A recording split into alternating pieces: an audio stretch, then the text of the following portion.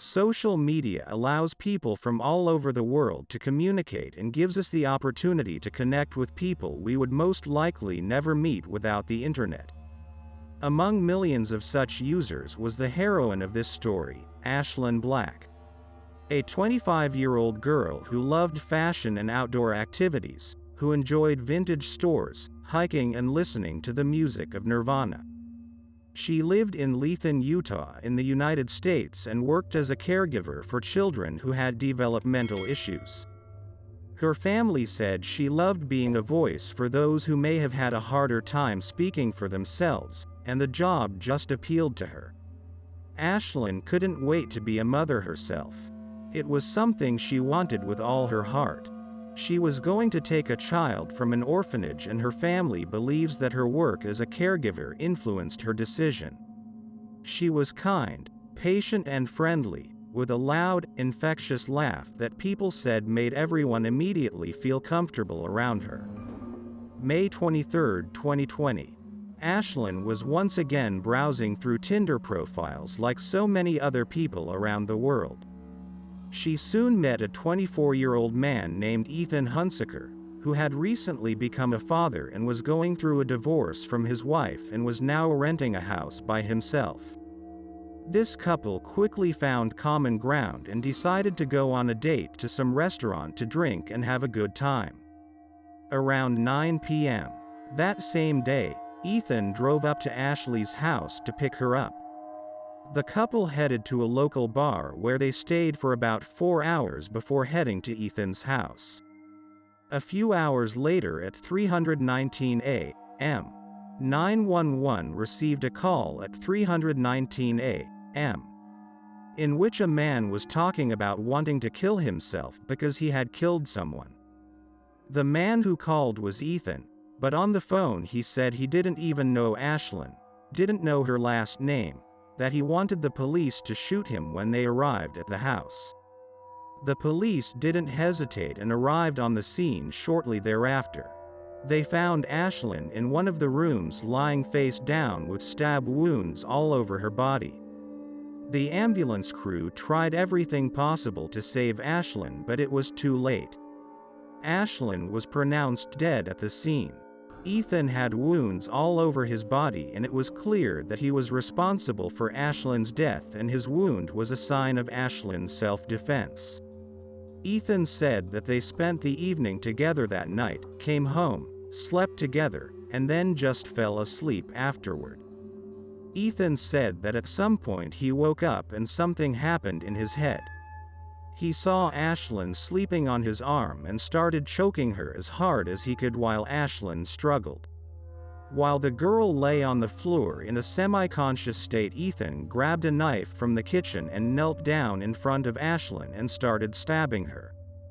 He said he watched Ashlyn bleed for about 10 minutes before calling 911. This news spread quickly on the news. Reporters interviewed Ethan's neighbors, and all of them could not believe that something like this could have happened in their neighborhood.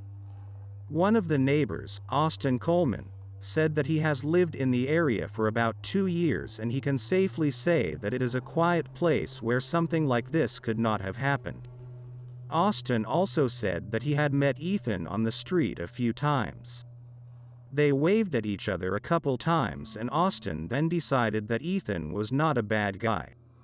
Even before the investigation began, the police realized that the attack was unlikely to have been provoked by Ashlyn's actions.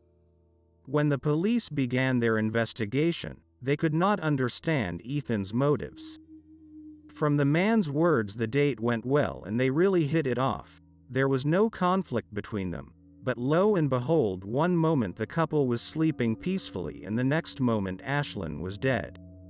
Ethan soon confessed that he had invited Ashlyn over with the sole intention of killing her.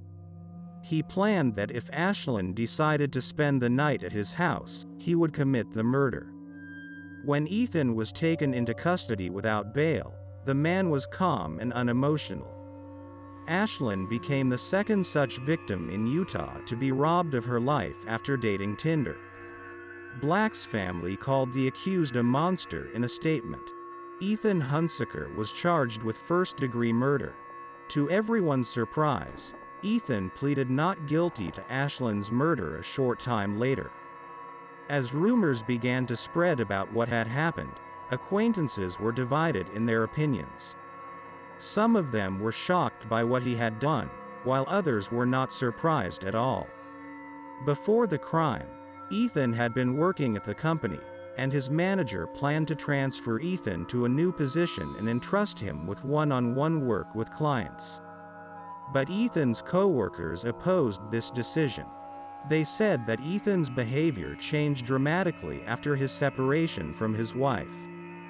The man had become withdrawn and no longer paid attention to his work. At first, he was just late for work, and then he stopped showing up for his shifts altogether.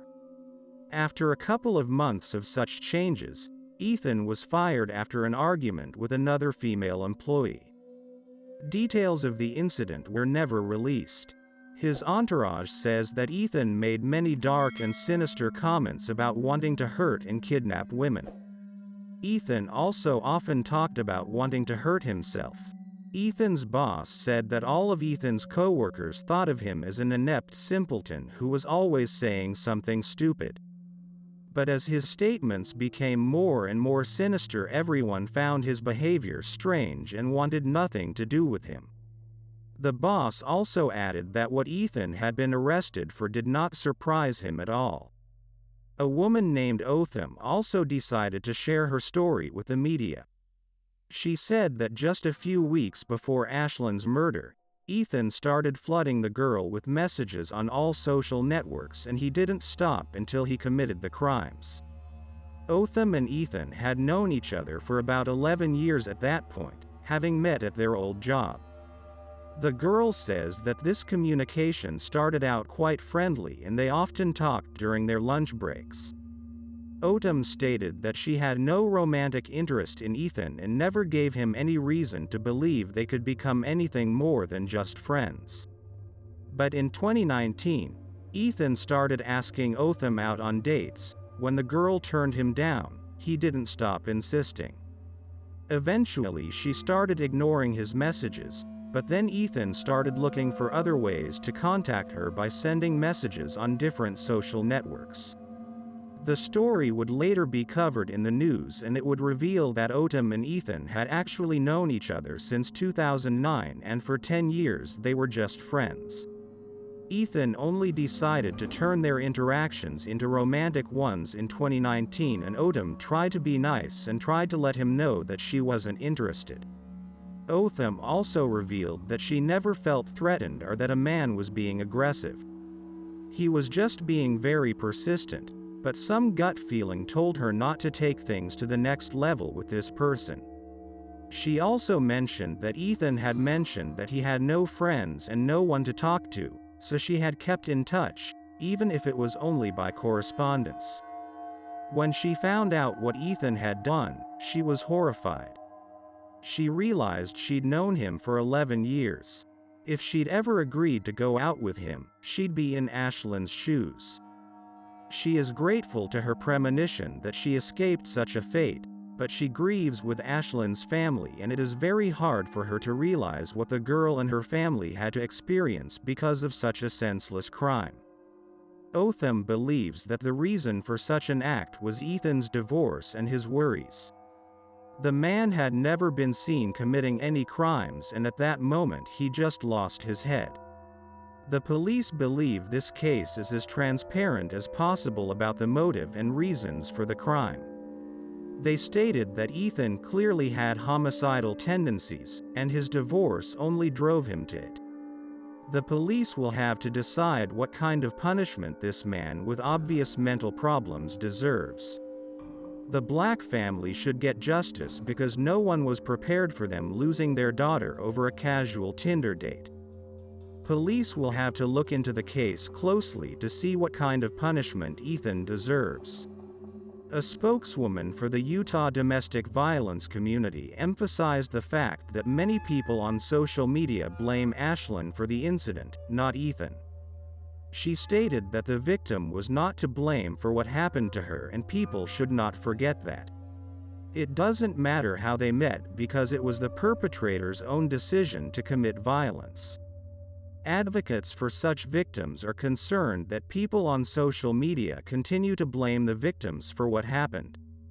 It does not matter that they decided to come to such a meeting.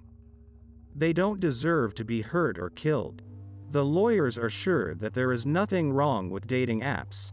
They give people the opportunity to find each other, and Ethan's actions are completely abnormal and unnatural. Ashlyn's lawyer said that Ashlyn's case proves once again how aggressive men can be towards women who trusted them, and that the blame lies squarely on Ethan because it was his choice to commit the crime. In June 2021, new information about the case came to light. Ethan finally pleaded guilty. To the relief of the Black family, they didn't have to take a plea bargain. Ethan himself pleaded guilty to the murder and to his unstable mental state. Ethan's lawyers insisted that his mental state be taken into account in court. Several doctors examined him and came to the same diagnosis. Ethan was diagnosed with major depressive disorder, recurrent psychiatric disorder, generalized anxiety disorder, and severe major alcohol use disorder. Ethan's confession was an important event for the Black family.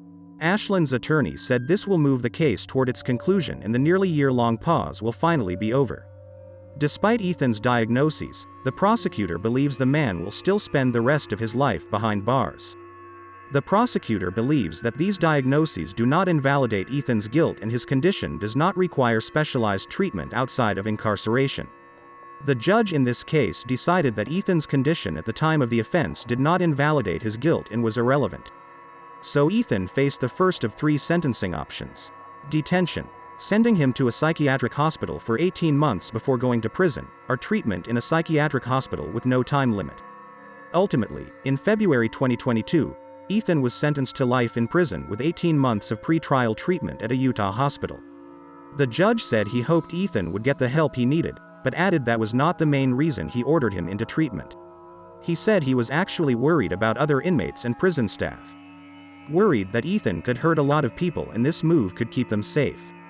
Ashlyn's mother said they felt the court didn't give Ethan the harsh enough sentence he deserved by giving him treatment and housing. To this the judge apologized, stating that the court's hands were tied for many reasons. Ashlyn's family said the crime was as senseless as it was evil. They told our hearts were broken and our lives forever changed because of the actions of a stranger. The life of a cheerful young girl who was passionate about helping those who could not stand up for themselves was taken away.